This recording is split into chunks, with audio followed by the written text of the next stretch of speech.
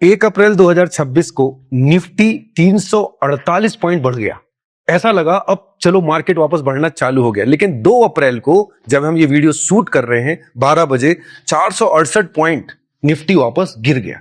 अब बहुत कंफ्यूजन है, वैसे ही पेन था इस क्रैश गिरते हुए मार्केट में, लेकिन थोड़ा बढ़ता है और दूसरे दिन फिर गिर जाता है। अब मैंने जो ऑलरेडी इन्वेस्टमेंट करके रखा है वो सेफ है कि नहीं, कंटिन्यू करूं कि नहीं, और अगर मेरे पास कुछ कैपिटल है तो मैं कहां इन्वेस्ट करूं, जो म्यूचुअल फंड है उसी में करूं या मुझे कहीं और करना चाहिए या नहीं करना चाहिए। ये 2 सवाल बहुत इंपॉर्टेंट हो गए सभी के मन में। देखिए, ये सवाल बहुत लाजमी भी है कि यार मैं अगर इन्वेस्टमेंट कर रहा हूं, मैं म्यूचुअल फंड में पैसा लगा रहा हूं, एसआईपी कर रहा हूं, तो मेरे इन्वेस्टेड अमाउंट का क्या होने वाला है, उसको कंटिन्यू रखूं या मैं अब कुछ और मुझे सोचना चाहिए। अगर आप पूरा वीडियो देख लेंगे ना तो आपको इन दोनों सवालों का जवाब मिल जाएगा। आपको पता है इस चैनल में हर चीज डेटा के साथ बताई जाती है, अनबायस्ड। हम कभी नहीं बताते कि आपको कौन सा म्यूचुअल फंड लेना चाहिए नहीं लेना चाहिए, हम आपको इंफॉर्मेशन देते हैं जिससे आप सही डिसीजन ले पाए। और अगर आप इस चैनल में नए हैं, अभी तक आपने सब्सक्राइब नहीं किया, तो प्लीज इस चैनल को सब्सक्राइब कर लीजिए। अब सवाल उठता है, ये 1 अप्रैल और 2 अप्रैल में बदला क्या है, क्यों गिर गया मार्केट और क्यों बढ़ा मार्केट, ये सभी के मन में है। 1 अप्रैल को यह हुआ है कि मिस्टर ट्रंप ने बोला कि भाई हम युद्ध से बाहर आ सकते हैं। मार्केट को यह लगा कि अब ट्रंप कह रहे हैं कि हो सकता है युद्ध जो चल रहा है वो खत्म होगा। लेकिन 2 अप्रैल को क्या हो गया, फिर से उन्होंने बोला अभी हमें 2-3 हफ्ते और लगेंगे। तो फिर मार्केट घबरा गया, क्योंकि मार्केट को अनिश्चितता से प्रॉब्लम है, युद्ध से प्रॉब्लम नहीं है। अगर यह बोल दिया जाए कि इस डेट पे युद्ध खत्म होगा तो मार्केट तैयार हो जाएगा कि भैया इतने दिन में, बट अनिश्चितता है। और मार्केट में सबसे बड़ी बात क्या है, क्रूड ऑयल, डीजल, पेट्रोल, उसकी वजह से ज्यादा पैनिक है। तो मार्केट इसलिए 1 को बढ़ा था और इसलिए 2 को गिर गया। अब एक और सवाल है मन में, कई बार लगता है ये यूएस की वजह से मार्केट क्यों गिर जाता है। ऐसा क्या है कि ट्रंप बोलते हैं तो मार्केट चढ़ता है, ट्रंप बोलते हैं तो गिर जाता है, ऐसा होता क्यों है? उसकी भी वजह है, ये पूरे वर्ल्ड का स्टॉक मार्केट का डेटा है, पूरे वर्ल्ड का टोटल कितना है, $154 ट्रिलियन। अब उसमें से यूएस का जो हिस्सा है वो है लगभग 45%। अब आप सोच के देखिए, बाकी देख लीजिए, EU 9.7, China 9.6, India 6.9, Japan 4.9, Hong Kong 4.0। अब एक तरफ 45-50% और एक तरफ बाकी कंट्री। तो उस कंट्री में कुछ होगा या उस कंट्री का राष्ट्रपति कुछ भी बोलेगा तो उसका असर तो पूरी दुनिया में पड़ेगा ही पड़ेगा। इसलिए यूएस में कुछ होता है या वहां का राष्ट्रपति कुछ बोलता है तो उसका बहुत इंपैक्ट आता है। पहले भी आता था, आज भी आता है और भविष्य में भी आता रहेगा, जब तक ये 45-50% कम नहीं होता है। अब आते हैं उस चीज पे कि भाई ये मार्केट गिर रहा है, इसमें मेरा जो पुराना इन्वेस्टमेंट है या एसआईपी है उसको कंटिन्यू रखूं म्यूचुअल फंड में, या मैं इससे अब विड्रॉल हो जाऊं, क्योंकि ये मार्केट तो डेली गिरता जा रहा है, कहां अब 71-72 पे आ चुका है, तो मुझे क्या करना चाहिए। उसका आंसर मैं आपको एग्जाम्पल के साथ देता हूं। देखिए, एक व्यक्ति है जिन्होंने 10 लाख रुपए 1999 में इन्वेस्टमेंट किया था। किस पे किया था? एग्जाम्पल निफ्टी 50 में कर दिया था उन्होंने 10 लाख रुपए लमसम। 2026 में क्या किया उन्होंने, जब विड्रॉल किया तो उनको लगभग 3 करोड़ रुपए वापस आया। 1999 से 2026 तक सब कुछ हुआ होगा वही है, आपको पता ही है, सब कुछ आ गया। अब आप देखिए, अगर इन्होंने, जो व्यक्ति हैं जिन्होंने 10 लाख रुपए इकट्ठा 99 में किया था, अगर इन्होंने विड्रॉल किया होता तो क्या होता, और विड्रॉल नहीं किया तो क्या है, ये आप देखिए। अगर उन्होंने सिर्फ 5 दिन के लिए पैसा निकाल लिया होता तो उनको 1.89 करोड़ रुपए कम मिलता। अगर उन्होंने 15 दिन के लिए निकाल लिया होता तो 1 करोड़ रुपए कम मिलता, और अगर उन्होंने 50 दिन के लिए निकाल लिया होता तो करीब 20 लाख रुपए कम मिलता। अब आप सोच रहे होंगे ये क्या बोल रहा हूं, 5 दिन के लिए निकाल लिया होता तो इतना कम क्यों मिलता, या 15 दिन के लिए निकाल लिया होता तो इतना कम क्यों मिलता। पहले आप ये डेटा देखिए, इसमें बना है कि इन्होंने अगर पैसा निकाल लिया होता तो इनको क्या होता, वो 5 दिन कौन से थे, ये इंपॉर्टेंट है। ये अगर बुरे दिन हैं मार्केट के लिए, अगर ये बुरे दिन हैं तो मार्केट के अच्छे दिन भी आते हैं। तो बुरे दिन जैसे किसी को नहीं पता कि अचानक कब आ जाएगा, लेकिन वैसे किसी को नहीं पता होता अच्छे दिन कब आ जाएंगे मार्केट के लिए। और मार्केट को प्रेडिक्ट करना लगभग इम्पॉसिबल है कि किस दिन क्या हो जाएगा। अब आप देखिए, अगर वो बुरे दिन थे तो अच्छे दिन कैसे थे, एग्जाम्पल के साथ समझते हैं। क्यों उनके 5 दिन में, 15 दिन में, 20 दिन में इतना अमाउंट कम हो जाता उनके पोर्टफोलियो से, जो 3 करोड़ मिला वो कैसे कम हो सकता था अगर उन्होंने विड्रॉल किया होता। उसकी वजह ये स्लाइड है, ये देखिए। हम इसमें आपको 3 बड़े क्रैशेस दिखा रहे हैं। सबसे पहले हम बात करते हैं 2006 की। मार्केट 30% डाउन हो गया था, लेकिन डाउन होने के बाद क्या हुआ देखिए, 15 जुलाई 2006 को मार्केट 6.3% वापस चढ़ गया। अब आप बताइए 15 जुलाई 2006 किसी को नहीं पता था कि ये बढ़ने वाला है, तो जो मार्केट में बना रहा होगा उसको इसका फायदा मिला होगा, इसके कंपाउंडिंग का भी फायदा मिला होगा।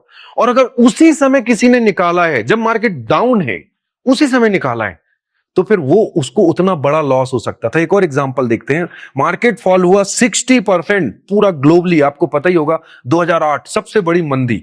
लेकिन लेकिन लेकिन फिर से इसमें है देखिए, 18 मई 2009 मार्केट क्रैश तो हुआ 2008 में, लेकिन 18 मई 2009 को 17.7% एकदम से चढ़ा मार्केट।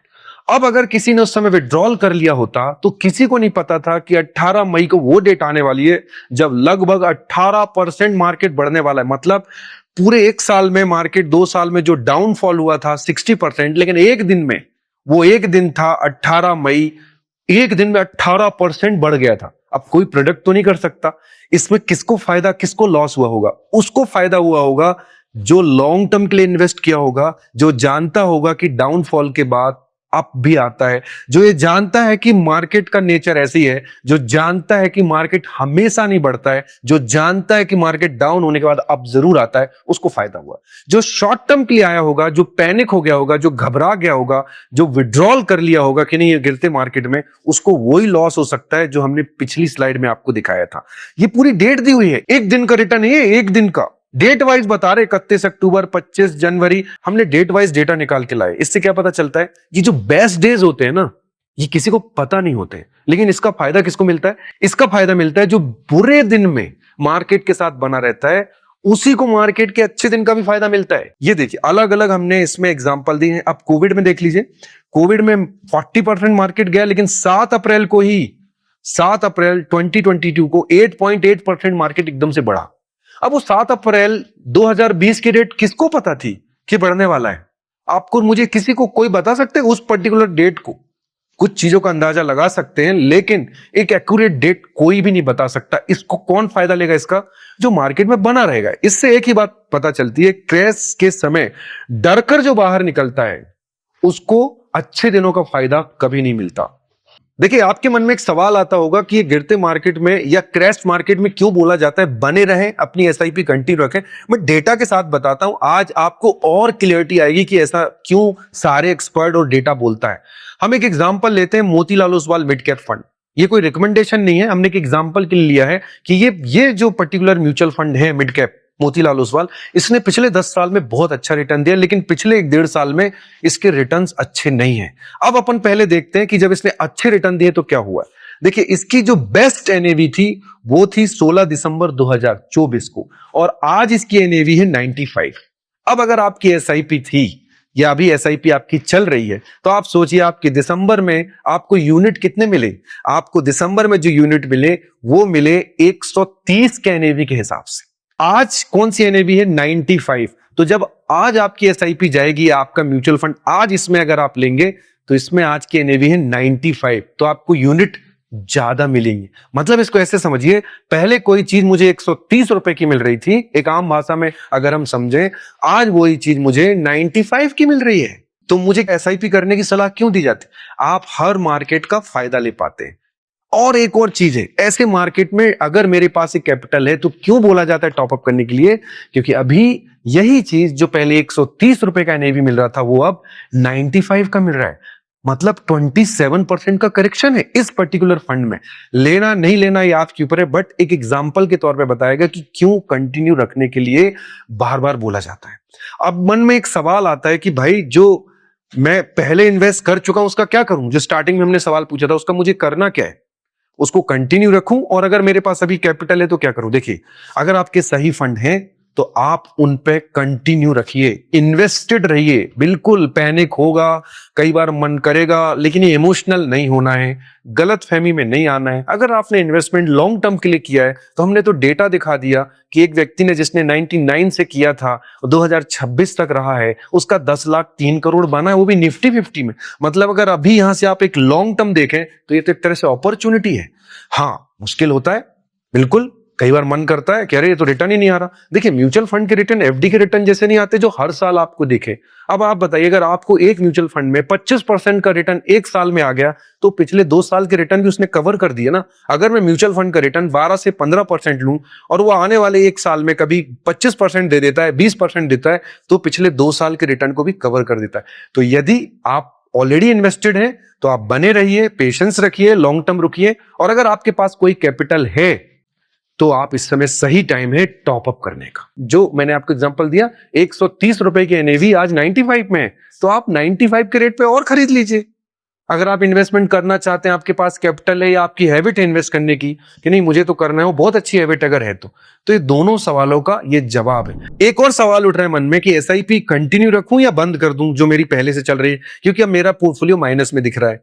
तो उसके लिए हमने एक प्रॉपर वीडियो बनाया है कि एसआईपी आपको कंटिन्यू रखने से क्या फायदा है और डिसकंटिन्यू करने से क्या लॉस है या क्या हो सकता है। और देखिए मैं तो एक ही बात मानता हूं कि इन सारी चीजों में एक्सपर्ट की बात माननी चाहिए, डेटा देखना चाहिए, रिसर्च करना चाहिए। तो इस दुनिया का जो सबसे बड़ा इन्वेस्टर है, जो सबसे बड़ा एक्सपर्ट है, वॉरेन बफेट, उन्होंने भी एक चीज बोली और उन्होंने ये बोली है, उनके लिए बोला जाता है हाउ टू इन्वेस्ट। अगर कोई पूछे हाउ टू इन्वेस्ट, मुझे इन्वेस्टमेंट कैसे करना चाहिए, तो उसका जवाब होता है लाइक वॉरेन बफेट। तो वॉरेन बफेट ये कहते हैं कि मार्केट में जब सब लोग लालच करें, अब 130 की जब एनएवी रही होगी, जब वो म्यूचुअल फंड बहुत अच्छा रिटर्न दे रहा होगा, तो लोगों ने वही म्यूचुअल फंड लिया होगा। आपने भी बोला होगा ना कि मुझे ये वाला दे दे, क्योंकि नेट पे जब जाते हैं और चेक करते हैं तो हमें क्या दिखता है, बेस्ट म्यूचुअल फंड तो वही दिखता है, तो मैंने उसको ले लिया। अब वही म्यूचुअल फंड जब बेस्ट था, अब वही म्यूचुअल फंड मुझे सस्ता मिल रहा है, तो मैं क्या कह रहा हूं, मैं उस पर इन्वेस्ट नहीं करूंगा। यही गलती हो जाती है, इमोशनल नहीं। तो यही हाउ टू इन्वेस्ट का आंसर है लाइक वॉरेन बफेट। और वॉरेन बफेट ये कहते हैं जब लोग लालच करें तो आप सावधान रहो, और जब लोग डरे तो आप इन्वेस्ट करो सोच समझ के, हर कहीं नहीं, एक्सपर्ट की मदद से पूरा रिसर्च करके।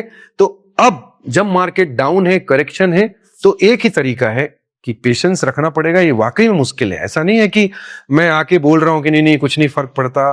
पोर्टफोलियो देखते हैं तो दर्द होता है, कई बार मन करता है निकल जाएं, कई रीलें भी आ जाती हैं, कई न्यूज़पेपर भी आते हैं, मार्केट इतना डाउन चला गया। लेकिन मैं एक ही चीज कहना चाहता हूं, आप बिना प्लानिंग के अगर इन्वेस्टमेंट किए होंगे तो आप निकल जाइए, लेकिन अगर आपका लॉन्ग टर्म व्यू है तो आप उस पर अडिग रहिए।